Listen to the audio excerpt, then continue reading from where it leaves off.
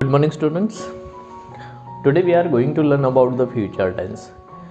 In the previous lecture we already learned about the simple future tense. For your just kind information, for the daily communication, somewhere you have that efficiency, you should have that knowledge according to the future tense. Future tense बोलण्यासाठी किंवा future टेन्समधली वाक्य लिहिण्यासाठी तुम्हाला exact format माहिती असणं गरजेचं आहे. मी तुम्हाला सांगितलं की जनरली आपण रोज जे काही संवाद करतो, रोज जे काही बोलतो आपण, तर त्यामध्ये बरीचशी वाक्य ही फ्युचरशी रिलेटेड असतात आणि फ्युचर टेन्सशी रिलेटेड असलेली वाक्य ही योग्य ती फॉर्मॅटमध्ये असली पाहिजे. आपण प्रेझेंटबद्दल बघितलं, पास्टबद्दल बघितलं, परंतु फ्युचर टेन्स हा थोडासा वेगळा टेन्स आहे आणि ह्या टेन्समध्ये फॉर्मॅट जो आहे तो थोडासा वेगळा आहे, ज्याच्यामध्ये शाल आणि विल वापरल्याशिवाय वाक्य होतच नाही. त्याच्याबद्दलचा स्टडी आपण काल केला होता. ठीक आहे, तर आजच्या चॅप्टरमध्ये आपण बघणार आहे पुढचा part, and that is continuous future tense. यालाच तुम्ही फ्युचर कंटिन्युअस टेन्स असंही म्हणू शकतात. आता यामध्ये कंटिन्युअस हा एक पार्ट आहे आणि फ्युचर एक महत्त्वाचा आहे. तर याचं फॉर सेंटेन्स स्ट्रक्चर असं असतं, S plus shall, otherwise will plus be. हो, बी वापरणं गरजेचं आहे. Then verb plus ING and then object. पुन्हा एकदा लक्षात घ्या, आपण टेन्समध्ये जेवढी काही वाक्य बघितली त्याच्यामध्ये आपण बघितलं की सब्जेक्ट आणि object that is very common thing, but somewhere we have to pay the more attention. That is the important part. Shall, will, be plus verb plus ING. This is very necessary and the important part. So shall, will, be plus verb plus ING या पद्धतीने वापरावं लागतं. आता याच्यामध्ये महत्त्वाचा part असा आहे की शाल आणि विल वापरला म्हणजे फ्युचर कंप्लीट झाला. पुढे तुम्हाला वापरायचा आहे बी. वर्ब प्लस ING हा नेहमी कंटिन्युअस दाखवतो. फक्त इथे एक्स्ट्रा वर्ड आहे तो दॅट इज बी. बी हा वर्ड फार महत्त्वाचा आहे. आता तुम्ही म्हणणार की याच्यामध्ये आपल्याला जर एक्झाम्पल पाहिजे असेल तर कसं, for example he will be, okay, he will be paying educational fees.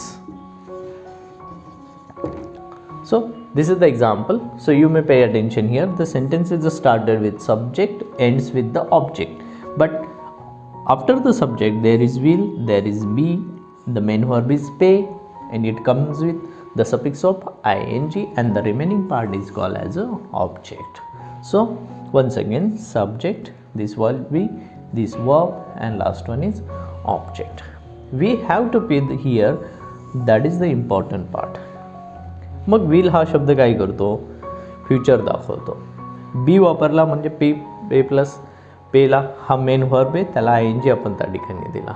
तर या पद्धतीने कंटिन्युअस फ्युचर टेन्स बनवता येतो. महत्त्वाचा पार्ट असा आहे आता याच्यामध्ये, जर समजा तुम्हाला सिम्पलमध्ये यायचं असेल तर you have to remove the be. आता बी काढला तर इथे ING कधीच येत नाही, याला मेन व्हर्ब येतो. हे कनेक्शन आहे, लक्षात ठेवा. विल जेव्हा येतो तेव्हा मेन व्हर्ब येतं आणि मग रिमेनिंग एज्युकेशनल जो काही पार्ट आहे दॅट इज द ऑब्जेक्ट. आता ह्या वाक्यामध्ये S plus V plus O असा फॉर्मॅट येतो, परंतु हा झाला सिम्पल फ्युचरचा. परंतु कंटिन्युअसमध्ये येण्यासाठी तुम्हाला बी वापरणं गरजेचं आहे. बी वापरला म्हणजे तुम्हाला इथे पेला ING तुम्ही देऊ शकता. या पद्धतीने वाक्य बनवता येतात. असे अनेक वाक्य आपल्याला बघता येतील. आपण एक्झाम्पल म्हणून बघूया काही वाक्य. आता तुम्ही कोणत्याही सेंटेन्समधून याच्यामध्ये येऊ शकतात. फॉर एक्झाम्पल मी एक वाक्य लिहितो, ही हॅड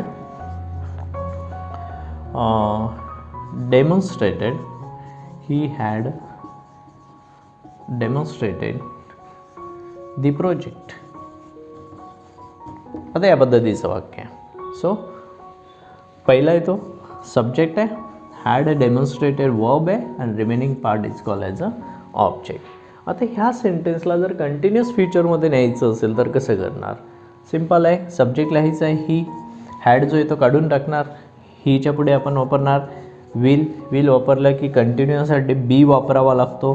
बी वापरल्यानंतर मेन व्हर्ब. आता याच्यातला मेन व्हर्ब कोणता आहे, ED काढलं की मेन व्हर्ब आला, तो कोणता आहे, डेमॉन्स्ट्रेट. त्याला कांत प्रत्यय द्यायचा आहे ING. रिमेनिंग पार्ट कोणता आहे? The project. या पद्धतीने सेंटेन्स तुम्ही बनवू शकता. आता पहिला जो पार्ट होता तो कशामध्ये होता? तुम्ही असेल सब्जेक्ट प्लस हॅड दाखवतो म्हणजे याचा अर्थ परफेक्ट पास्ट. परफेक्ट पास्ट येतो त्या वर्बचा थर्ड फॉर्म येतो डेमॉन्स्ट्रेटेड. म्हणून हा परफेक्ट पास्टमधून तुम्ही कंटिन्युअस फीचरमध्ये आलात. या पद्धतीने वाक्य बनवता येतात. आता मला जर ह्या वाक्यामधून याच्यातून मला सिम्पल प्रेझेंटला जायचं असेल तर मी कसं जाणार? फॉर एक्झाम्पल ही वापरला, विल काढून टाकणार, बीची काही आवश्यकता नाही. वर्ब वापरावा लागतो डेमॉन्स्ट्रेट, तो वापरला मी डेमॉन्स्ट्रेट. आता डेमॉन्स्ट्रेट वापरल्यानंतर इथे ही आहे तर सिम्पलमध्ये नेहमी yes देतात. डेमॉन्स्ट्रेट्स उरलेला पार्ट आहे दी प्रोजेक्ट. या पद्धतीने लक्षात येत आहे. म्हणजे आपण कुठल्याही सेंटेन्समध्ये जाऊ शकतो. अशी जवळपास 12 आहेत. प्रेझेंटची 4, पास्टची 4 अँड फ्युचरची 4. So these are very important sentence format. मी तुम्हाला लास्ट टाइम सांगितलं I already mention that if you know and learn very well the 12 structures of the tense, so there is no need to take the support of anyone. कारण तुम्ही पाहिजे तेवढी वाक्य याच्यामधून बनवू शकता with the help of the sentence structure. हो, अनेक वाक्य तुम्ही याच्यामध्ये बनवू शकता. नुसते बनवू नाही शकत, तुम्ही एका वाक्यातून 12 वाक्य उरलेली 11 फॉर्मॅटमध्ये सुद्धा जाऊ शकतात. 11 फॉर्मॅटमधून पुन्हा तुम्ही वेगवेगळे चेंजेस त्या ठिकाणी करू शकतात. या पद्धतीने हे वाक्याचा प्रकार आहे.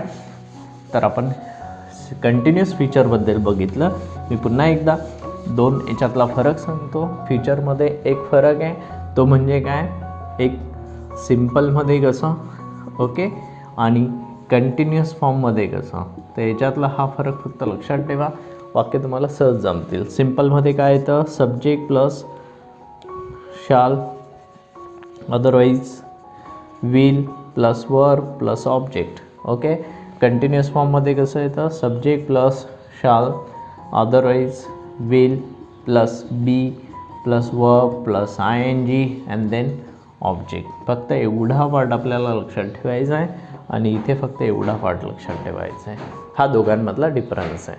बस एवढं तुमच्या लक्षात राहिलं की तुम्हाला ह्या फ्युचर टेन्सबद्दलचे हे दोन्ही फॉर्मॅट चांगल्या प्रकारे लक्षात राहतील. मला वाटतं all of you have understood very well. So remaining part will be continue in the next lecture. Okay. Thank you very much. Have a nice day.